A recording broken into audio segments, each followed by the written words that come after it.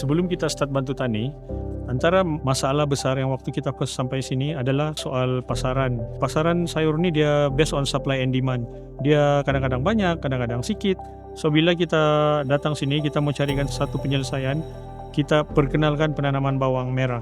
So memang mula-mula tu dia makan sedikit cabaran sebab siapa yang percaya penanaman bawang merah ni, bagus kita import siap dari negara luar kan.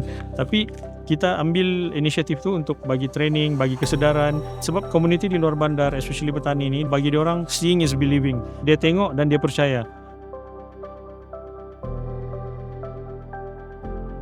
Di sini actually dia satu komuniti isi keluarga. Kita bantu dari belia tu dari segi kerjaya, mana yang tidak sambung belajar, kita bagi kemahiran supaya orang boleh menguruskan ladang. Diorang ni menjadi expert dalam usia yang muda. Begitu. Jadi bila walaupun orang tidak pergi sekolah secara konvensional, tapi diorang belajar di bantu tani untuk jadi mahir dalam bidang-bidang pertanian. In the future kan kita mau tengok at least satu orang farmers tu ada pendapatan sebulan bersih dalam 2,000. Saya bekerja dengan bantu tani sekitar 2 tahun begitu. Saya di sini sebagai bagian lapangan, mengurus ladang, jaga orang. Memang ada biasa dia. Dulu kan cara kampung-kampung seperti ada tulis, tidak kira, main agak-agak saya lah. Buang bajak pun main agak. Antam saya begini, lepas bantu tani kan dia ada SOP. Oh begini bila sudah tanam begini, pembajaan, penyiraman semua memang teratur. Yang sebelum kami menyertai bantu tani kan kami tanam sayur, bawa pikun dasang jual. Lepas dia ada program untuk tanam bawang, kami ikut dengan bantu tani. Alhamdulillah pendapatan keluarga pun meningkat. Bukan setakat saya lah, komuniti di sekitar kami ini kita terbantulah dengan adanya bantu tani di tempat kami. Last year kita join program InScan.